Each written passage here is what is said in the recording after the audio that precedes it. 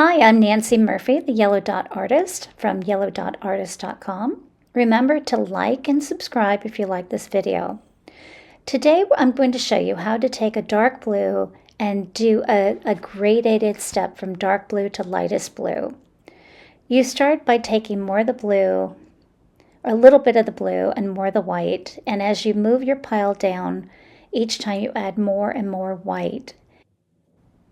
That way you will have one color blue with a variety of shades depending on what you need them for. And this is a good exercise to help you when it comes to blending different shades like a shadow or the sky where it goes from dark to light.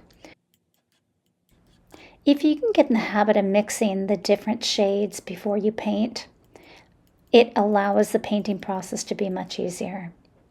So here you have on the right hand side what the different shades look like, from the darkest blue to the lightest.